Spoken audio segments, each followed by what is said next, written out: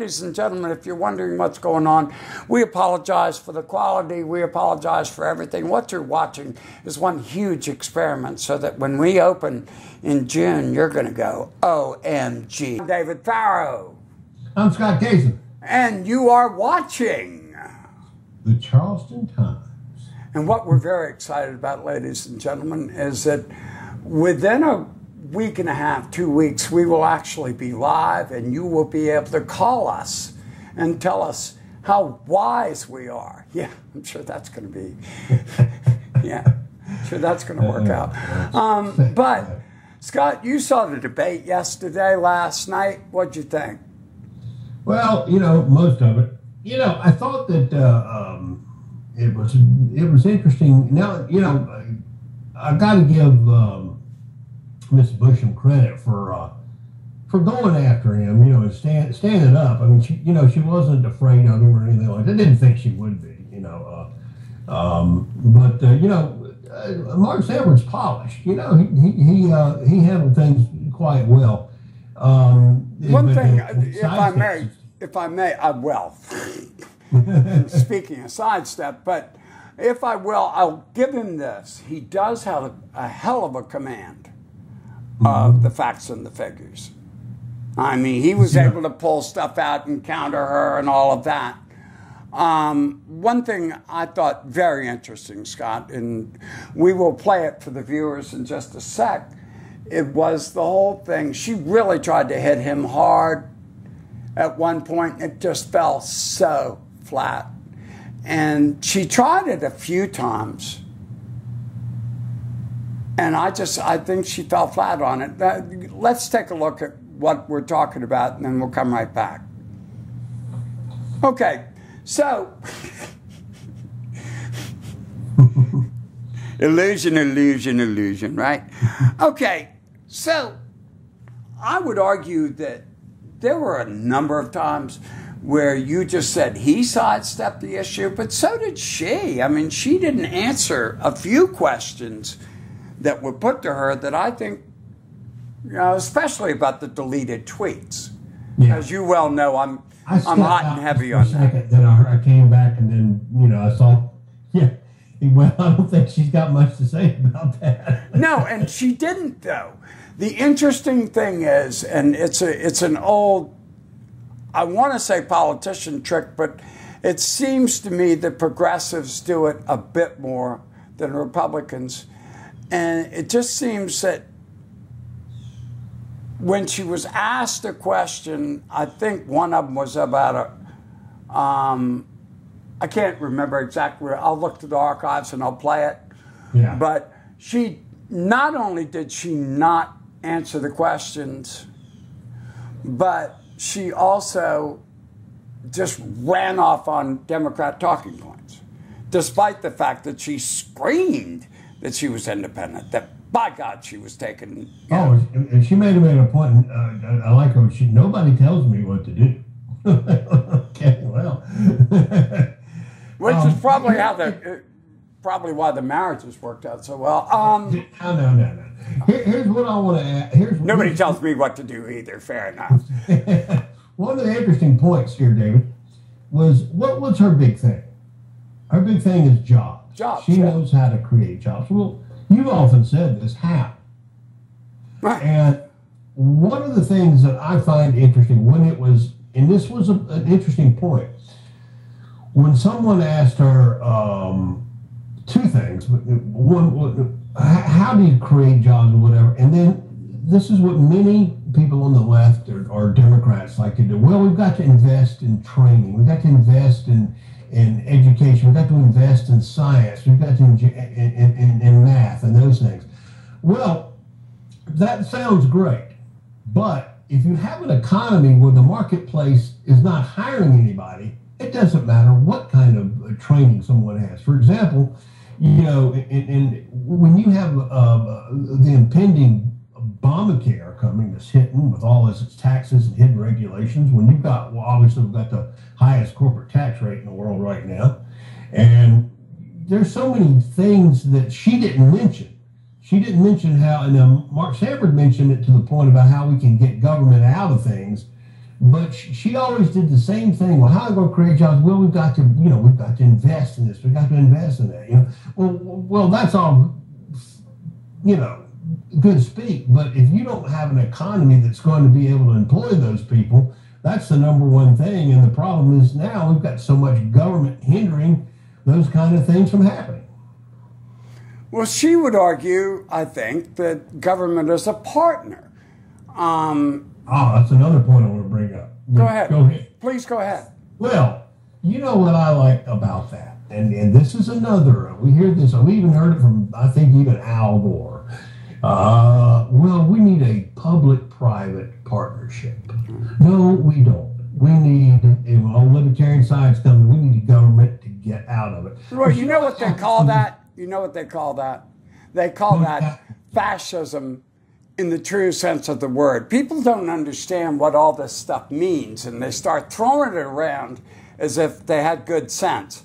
And what bothers me, I mean, for instance, fascism. You call somebody a fascist. Oh, so you're interested in the combination of the corporate and government getting into deals, are you? Because that's what the hell fascism is. It's like Nazism, national. We know who's going to control it. It's not going to be the private sector. Right. Well, who's got the guns? Well, who's got the guns? What has resulted in this supposedly private-public partnership? Well, Solyndra. We've had all these great ideas, crony capitalism. You can call it corporate welfare, which ends up feeding corruption. So that's. This idea, just like people say the separation of church and state, I say the separation of business and state, And so whenever you hear that we need a public-private partnership, that's basically what they're talking about. They're talking about crony capitalism, or basically let's let the government favor some industries over the other. Right. And, the other thing, it was brought up, and we'll play that segment for you in just a sec, but it was the whole Boeing thing, right, about public partnerships and everything. And he made a wonderful point about how, no, business set it up. In other words, private capital came in and set up the conditions that Boeing would find attractive, ergo moving the plant here. And there's a huge difference, I think. Now, personally, I think locally, and we won't go too far into that, but locally I think there's a lot of crony capitalism, and quite frankly, that is something, as you well know, that hopefully by July, we are going to investigate a certain company in town that I think is getting way too much favorable treatment. But you know what?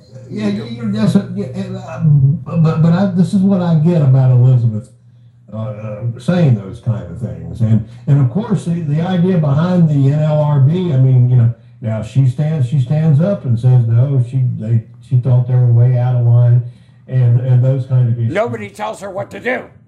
Yeah. Well, and Mark, actually, you're not listening what I have to say. I told you no one tells me what to do. I'm an independent businesswoman, and I will reach across the aisles. And that's the thing of trust. And David, do I trust him personally? I know him. I think he's a good guy. I mean, don't get me wrong, but